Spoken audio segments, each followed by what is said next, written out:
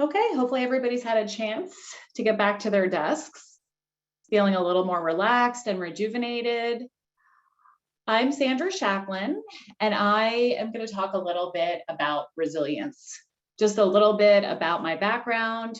I'm a licensed clinical social worker. I am also the innovation lead at Cigna for our workplace well-being services.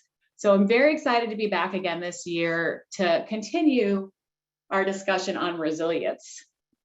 I know we've already heard so much great information today, real life examples of resilience in action, right? I was so impressed with our panelists bringing example of how to be resilient, both personally as well as an organization. And I think it's important to think about the pandemic, right? We have 2 years of the pandemic behind us now.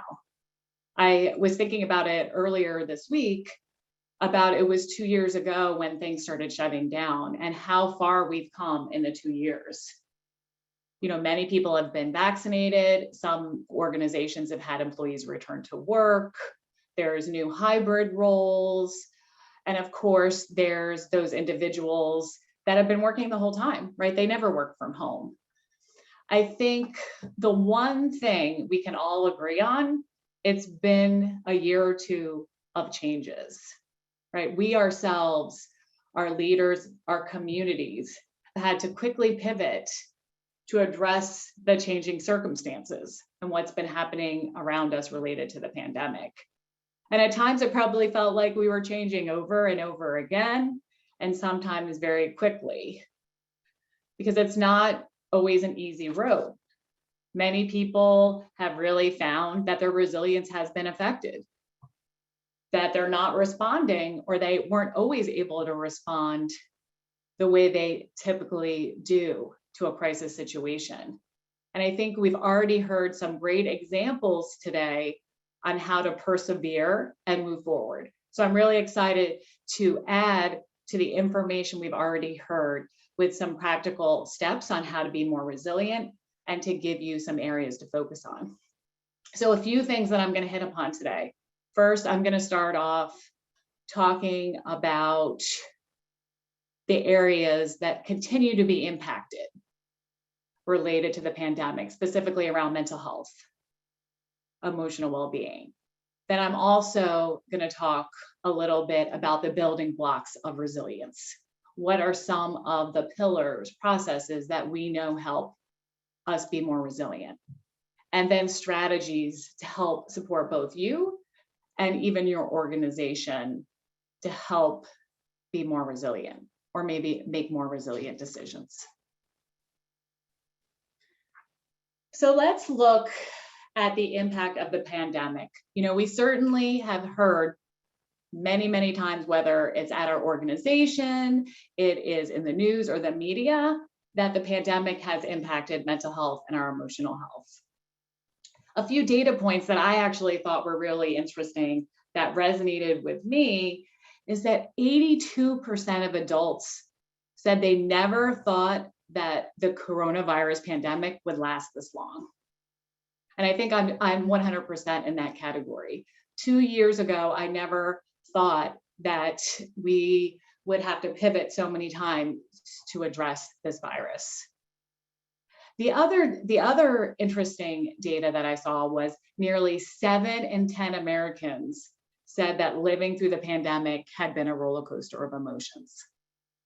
And it certainly makes sense when you think about the constant changes, when you think about things like getting vaccinated, but then still having surges, requiring restrictions to kind of come and go to keep everybody safe, right? It can be hard to pivot.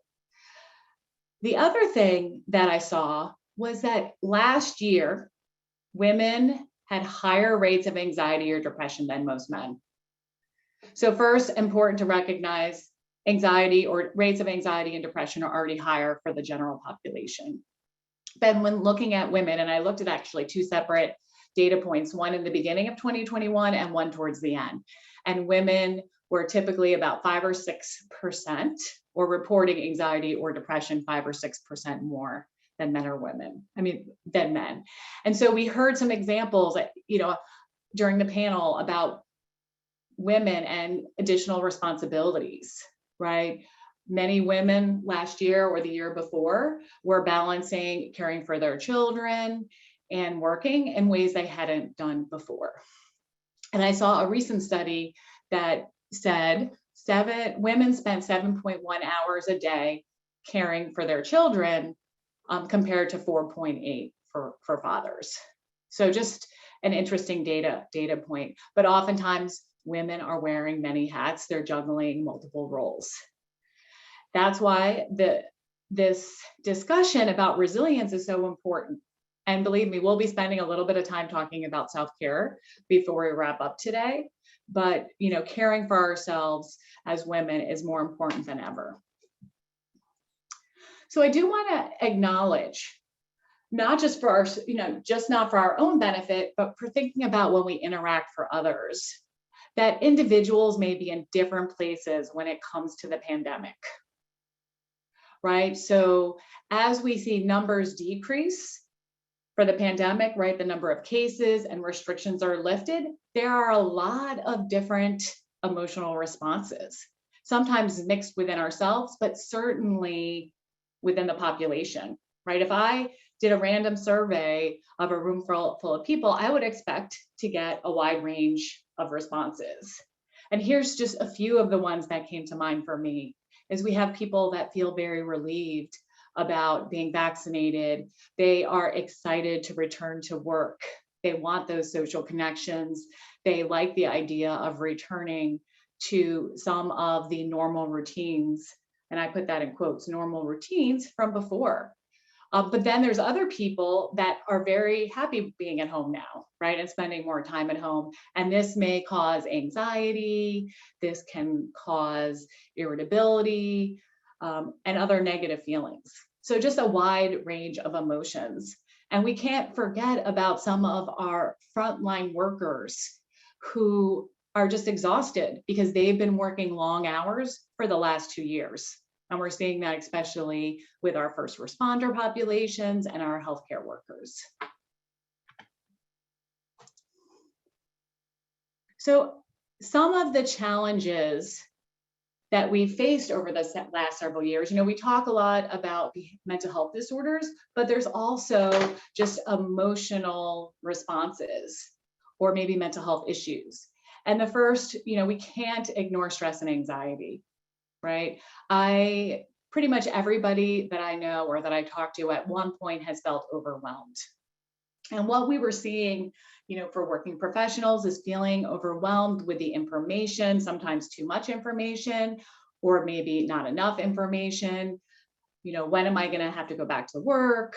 How are we going to manage our employees? If you're a human resource person, and you're often not just, looking at your own feelings, but how do we navigate with our employees and our workforce, getting them information. So it's, when you are a professional, especially if you're a manager or supervisor, you play that dual role that is important to really pay attention to, right? Because that's where the self-care piece becomes so important. We talked about loneliness the first year of the pandemic, even the second year, because of all that physical distancing that was happening. This is still going to be an important area of focus. And I just was relating so much to some of the discussion that the panel had about the importance of connection, right? Because with the pandemic, it has not been easy to engage with our coworkers in a familiar way. We've had to build bridges, whether that's a phone call versus seeing them in the office, and or scheduling virtual coffee breaks, or maybe doing activities outside at lunchtime so that we can connect in a way that is appealing to ourselves, right? And then if you are a manager or a leader, you're having to make difficult decisions, right? And you're not always able to share your concern, your stress and anxiety with people, because you are making decisions, number one, but also you're trying to put on a strong front at times to help your employees move forward. And then the other response that I think is so important is grief, right? We often think of grief as something that happens when we lose a person in our life related to death, but it can be related to losses in so many different ways. And I think the grief that we often miss and don't notice is when we lose that predictability, right? The connections, that sense of security that we lost with the pandemic. And it may not be easy for employees to kind of pivot if there's going to be significant changes in the workforce, because a lot of us have gotten into routines the last year or two and it's kind of our new normal. So something to keep in mind for yourself if you're starting to have to make some significant changes in your life again. I heard burnout mentioned earlier, and I think something to certainly be aware of, because we're hearing more and more concerns about burnout, right? And when we're talking about burnout, it's not just frontline workers, but other workers who may be helping behind the scenes and providing support, who've also been working long hours and balancing that, work and home life. And, when we're talking about burnout, this is that emotional, mental, and physical exhaustion that we often experience from ongoing stress. And it can impact our performance, cause us to feel overwhelmed, impacts motivation, and even creativity, right? So if your job is about creating things, whether that's a PowerPoint presentation like I did today, or creating workflows, if you're burned out, it's really going to impact your ability to do your job. And all of these issues are really starting to not just impact us as individuals, but our workforce, right? I heard the great resignation mentioned. And I think it's important to look at that because it is tied into our emotional health and well-being. We saw over 50% of employees last year looking for a new job, or at least they plan to.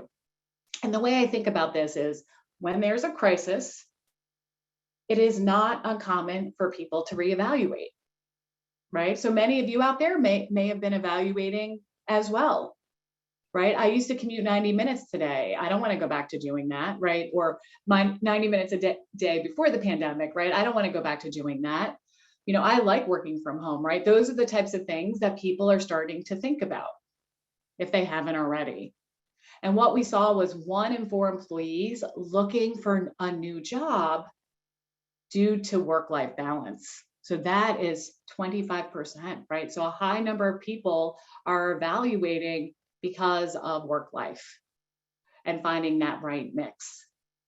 The other thing I think that's important to mention is connection, right? We are hearing that connection is missing, right? So 46 of employees felt less connected to their company since the pandemic, right? Some were reporting that, some of it was just related to a change in company culture, or perhaps not being able to get the information they needed, but some of that connection was missing.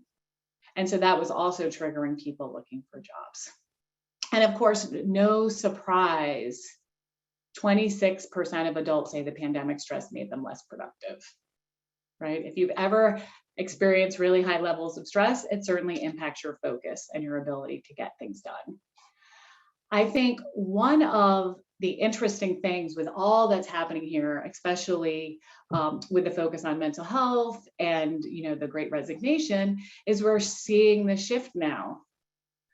Emotional well-being is an area of focus for employees, and they now are expecting greater health and well-being and support from their employers, right?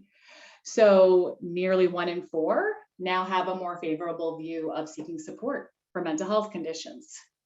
So oftentimes when I'm talking about mental health, I'm talking about the decreasing stigma we're starting to see, right? For years, there was this apprehension of talking about mental health issues in the workplace. People were worried that if they brought it up, they would be perceived as being weak, And people were also concerned about asking somebody if they're okay because they didn't want to say the wrong thing. But we're starting to see this shift now where people are identifying this is important to them, right? And 72% were rating mental health as an influence on their personal health and well-being. And what I'm starting to hear now from our HR teams is that people are asking when they're being recruited, when they're being hired about emotional health and well-being. They want to know what your company is doing to help support them. So it's being part of that conversation. And this is all important because if we're taking care of our emotional health, in addition to our physical health, it makes us more resilient. So let me check in with you. We're going to have a couple of polling questions, and they're anonymous, just kind of checking in and giving you a chance to kind of share what's happening at your organization. Is your organization providing additional resources to support employee well-being?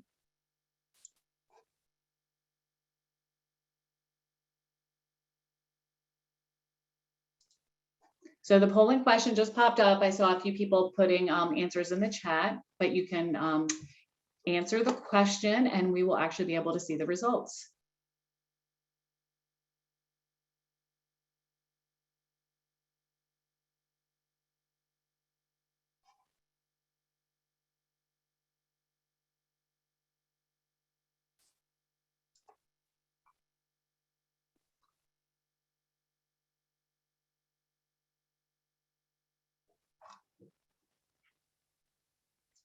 Okay, so in a moment we should have the results and we'll be able to see what's happening across different organizations. I will mention, I see some comments in the chat as we're waiting about virtual work, right? And we all know that there are certainly lots of different formats for working as well, you know, whether it's hybrid or virtual or back in the office. And there is more and more information coming out about interviewing employees, checking with employees to see what works best for them.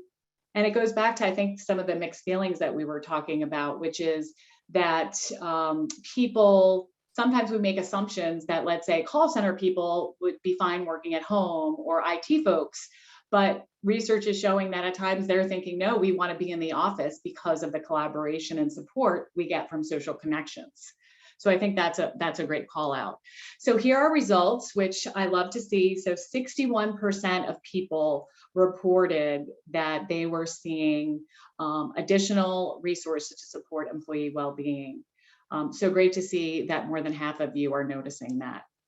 And we'll talk a little bit more about some of the resources we're seeing, because maybe there's things out there that you weren't linking with emotional health and well-being. So let's move on and talk about resilience, right? Certainly nothing new. We've heard it mentioned. It's been kind of threaded through a lot of our discussion today. Over the last few years, certainly been a big focus. And as you know, it's as I said before, when we're looking at mitigating mental health, the impact of mental health, stress and anxiety, resilience can really help with that. So when I'm talking about resilience, this is really the process of adapting, right? So when I'm faced with adversity or I'm faced with some significant stressors, I am able to adapt, come up with a solution and move forward, right? And most of us have strengths that really help us to navigate through these different situations. But what we've seen with the pandemic is just that stress, not just the intensity of it, but the volume, right? The volume of stress that we've had to deal with has at times really impacted resilience. It's made it a little more difficult and sometimes a lot more difficult to respond in ways that we typically have. This idea of resilience is also not new. So I wanted to share a few quotes that really spoke out to me that remind us how important this is. First, Nelson Mandela. Do not judge me by my success. Judge me by how many times I fall down and get back up again. right? And this goes back to what our last speaker was talking about, is right about failure. Sometimes we're going to try things and it may not work out as expected, but you just pick yourself back up, you learn from your mistakes, and you move forward. And that goes to that adaptability, right? Being able to adapt and pivot and adjust our approach. Life doesn't get easier or more forgiving. We get stronger and more resilient. And I really love this quote, because when you're resilient, you're able to look back at your previous experiences, draw from them. And maybe it's even as simple as saying, wow, I got through this difficult situation. I can get through this one. So years from now, we're going to be able to pull from the mountains we climbed, the hurdles we jumped, to bring to our current experience, right? So we're able to pull from all we learned here and move forward. The last thing, drawing from Michelle Obama, grief and resilience live together. So we can be sad, we can grieve and be resilient at the same time, and it's going to help us move forward.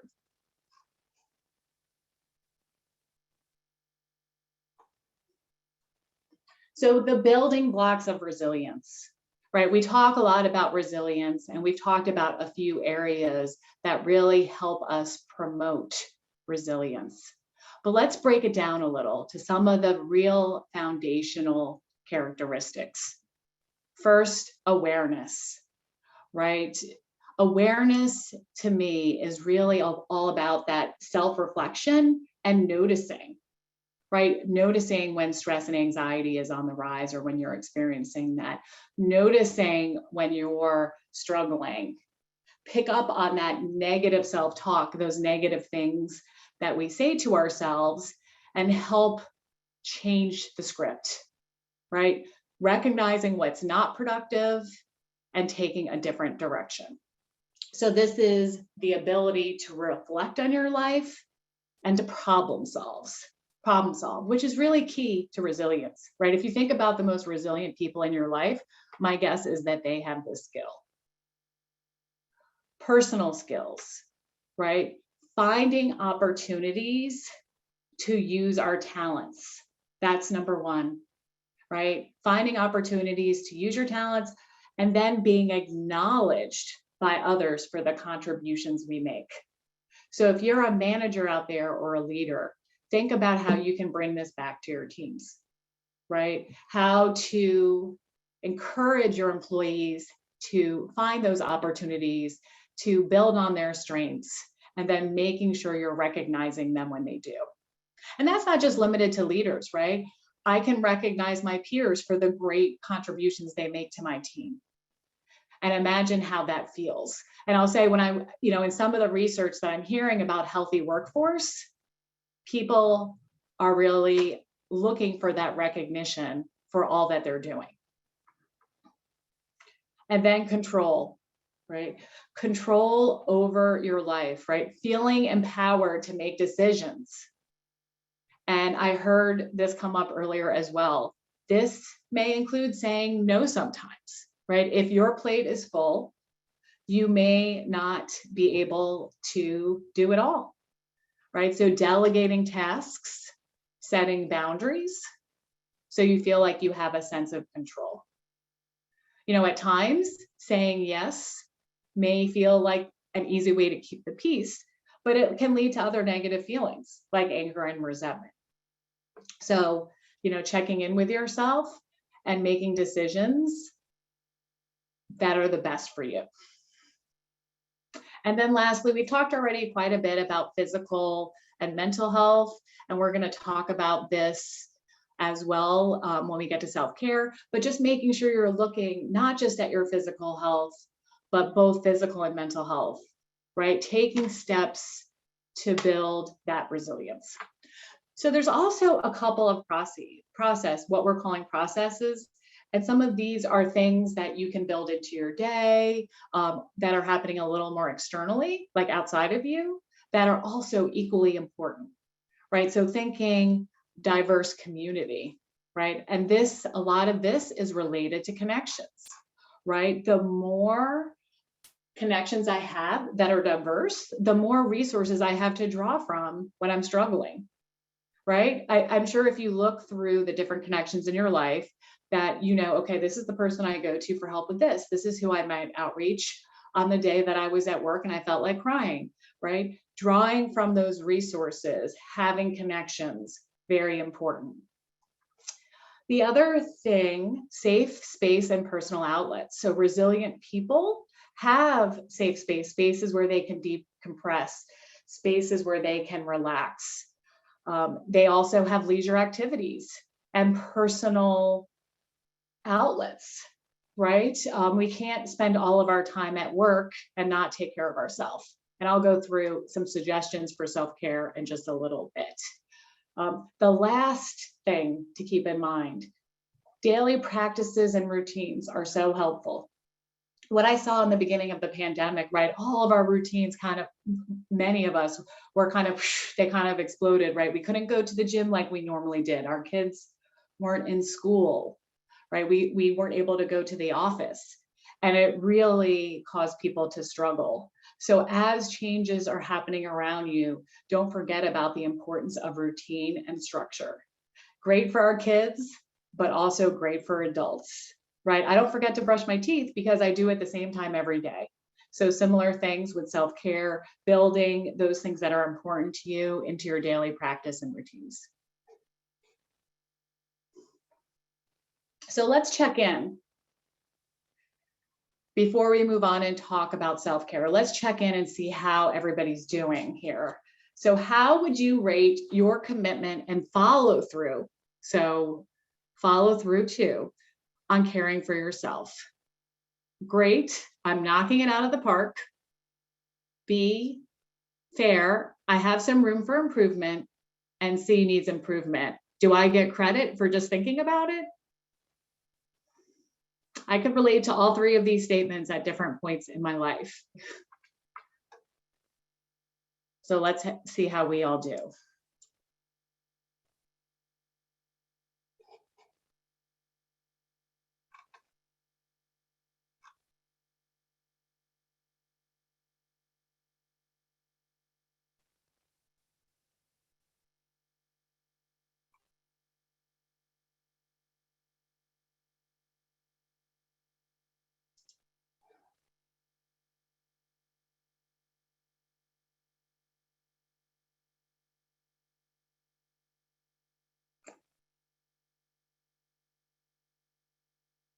So as we're waiting for our results, maybe think a little bit about areas that you would like to improve with self-care. We'll be talking momentarily about opportunities to potentially refresh our self-care strategies. Do you feel like you're hitting the mark? Do you feel like maybe you're open to trying some new things?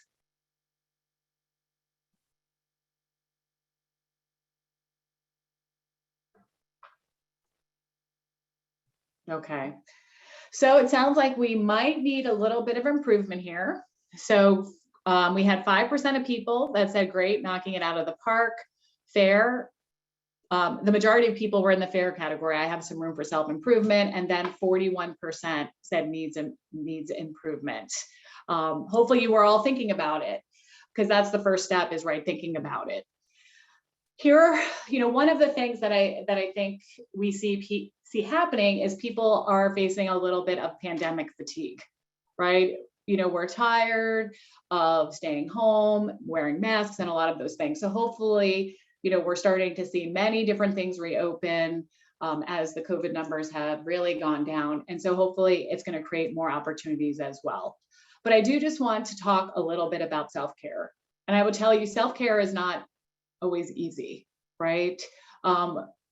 I hear sometimes people talk about self-care as going to the spa or getting their nails done, all great self-care things. But there's lots of small things that we can do on a daily basis that count as self-care. And sometimes, honestly, I think we think way too large, right? So, and the best example I can give that comes to my mind all the time is I take a 90-minute yoga class. And I don't always have 90 minutes. And sometimes I would just not do yoga at all because I couldn't get to the 90-minute yoga class.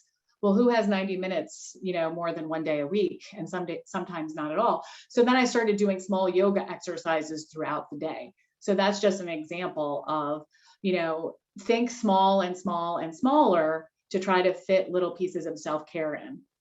But when it comes to physical activity, when it comes to self-care activities, really assess what is most important to you. Where do you get the most bang for your buck, right? If you really find exercise is the way to go, you like to get your heart rate up, then maybe try a new form of exercise. And maybe it's something short. I heard somebody just this past week told me they walk circles around their house because they want to get their 10,000 steps today and they work from home. The other thing might be to schedule your exercise so that it's an appointment on your calendar, just like your one-to-one is with your boss or other meetings, right? Be thoughtful of where you put it so it's something that you can keep. But, other suggestions, take it outside. In many parts of the country, we're entering spring where the weather is beautiful. In areas where it's going to get hot, maybe it's an opportunity to pick up a new exercise class. One of the things that we have heard about ongoing is people gaining a lot of weight during the pandemic. So maybe try some new recipes and maybe make it into a social event, have a picnic, everybody bring a new healthy recipe. And then you're kind of, able to connect with someone and also do something healthy for yourself. But then, really that connection piece that we've been talking about becomes so important, right? Reach out to people who are important in your life. Once again, put it on your calendar, even if it's just for 15 minutes. Many of us have gotten really good at communicating digitally. I was reading some study about the number of people that have been using Slack to use that to communicate. And I like to be optimistic and think it's not just work contact, but there's some social contact going on there as well. So we've gotten very good at connecting in those ways. But other things, experiment with a new creative pursuit, or maybe build something, take on a project, right? Thinking back to some of what we were talking about with resilience and the pillars, right? Taking on challenges and succeeding, right? Helps us feel better.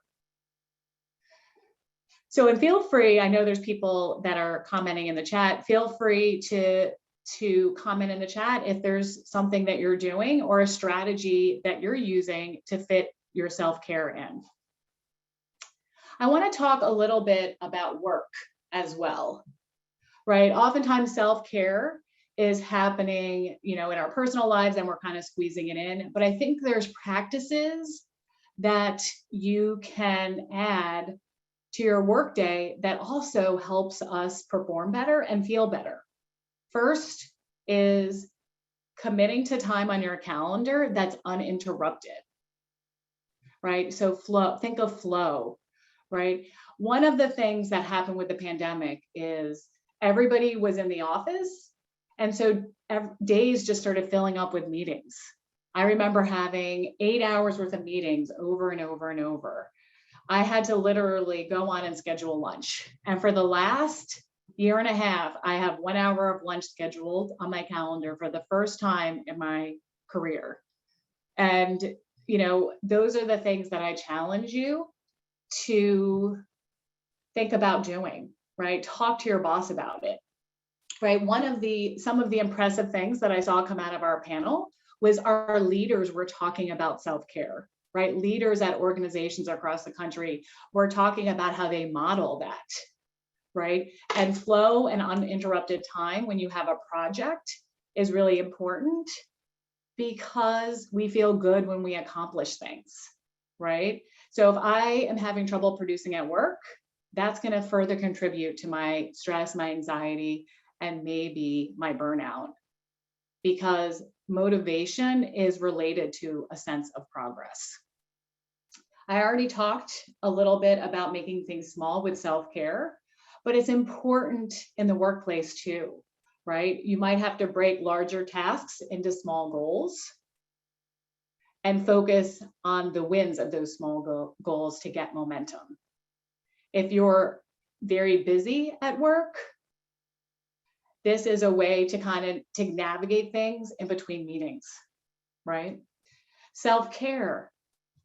Take a moment to think about, what do you need at work, right? I talked about scheduling lunch, but do you have meetings during the day that you can go out and walk during, right? This is something I'm hearing more and more about. When I do my one-to-ones, if I can, I go out and I do a walking meeting. If it's a meeting where you're going to be more of an observer and maybe not contributing, then go out and enjoy that fresh air and getting your exercise in. But I think the key here is sometimes we wait for free time to materialize, and then we think, oh, I'll go for a walk, or then I'll go and eat lunch. But oftentimes that free time never comes. So be proactive, take control, and making sure you're scheduling it. And if you find yourself struggling, use emotional well-being resources. And this might be your EAP, and they can even help you navigate that work-life balance, better manage your day so that you're feeling less stress.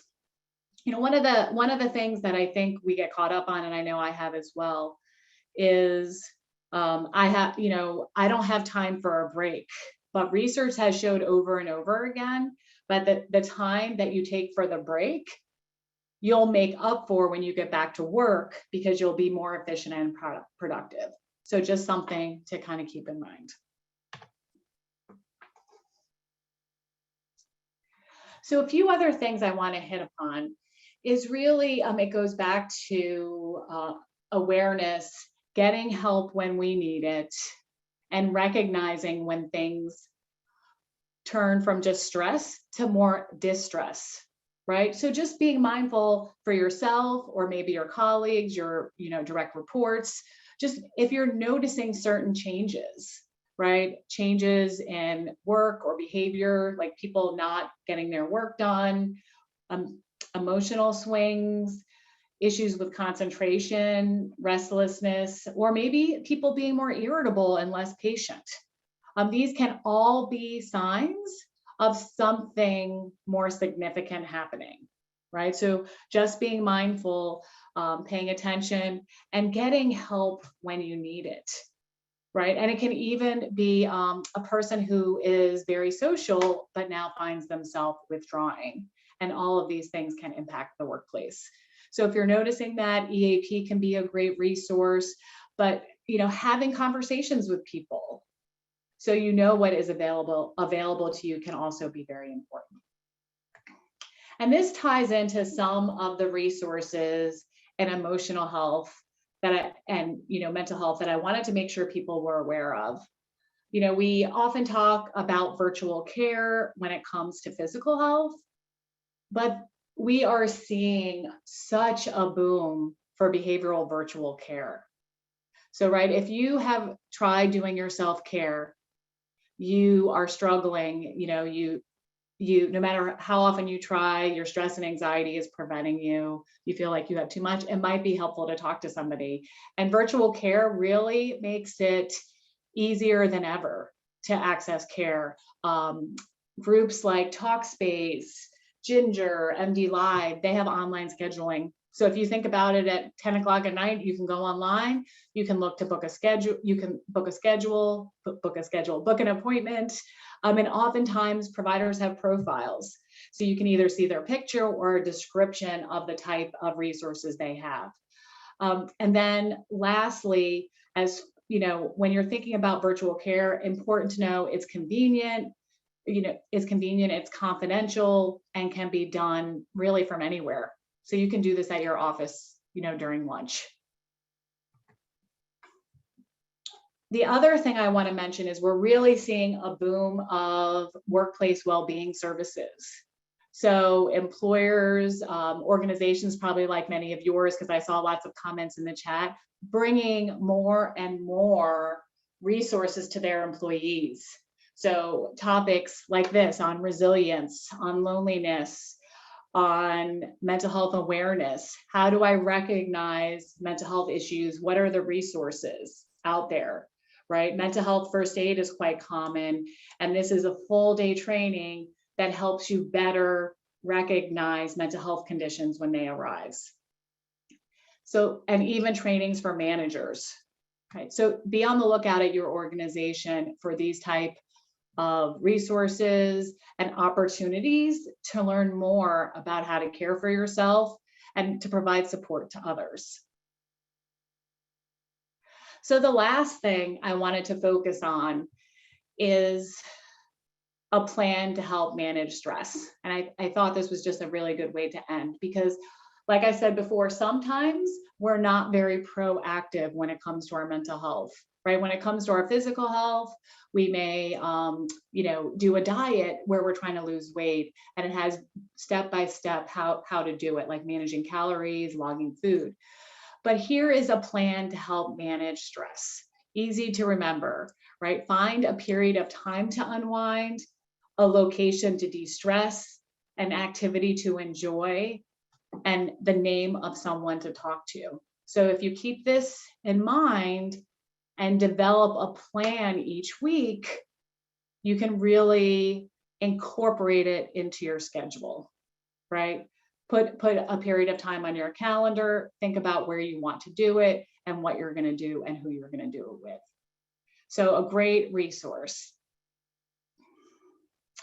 So I want to wrap up with this quote. The art of life is not controlling what happens to us, but using what happens to us. And, I think when I think of this is we can't control everything that's happening around us, but what we can do is learn from these experiences to make better decisions in the future. So just keep that in mind as we're moving forward. So thank you, everyone. I'm not sure, we have just a brief amount of time for questions, but I'll also be in one of the breakout rooms for anyone that wants to talk more about resilience. Thank you so much, Sandra. I scribbled some notes down. Yeah, self-care, when to say yes, when to say no. When someone else obviously needs self-care for them, don't take it personal. Supporting self-care for someone else doesn't diminish your self-care. All fantastic nuggets. I did send you one anonymous comment. I think we've got time for one question, which I think is really important, because this is something we haven't discussed, is the intersectionality of women and women of color and self-care and resilience and grit, right? So it can be very different for that. For minority populations, resilience and grit are often associated with trauma. So do you have any advice of how to be more inclusive when discussing resilience in diverse groups? Mm-hmm. Yeah, no, that is a great question, because I think it is very important to recognize that our background can really impact how we experience resilience and what we perceive as supportive and not supportive. So a couple things is checking in with your employees, number one, to see what is going to be helpful to them. I think it's something that we often forget about doing, right? Is checking in with people as to what they think will be most helpful, and then acting on that feedback. I've been seeing more reports about surveys being done and employers not responding to that. But also, I think having open discussions about diversity and culture and the impact. I was working with a group and I attended a presentation that was specifically geared towards the Black community, since there was a high population, and they talked about some of the adverse events as part of that discussion and addressing mental health conditions. So I think that's another way to handle that, right?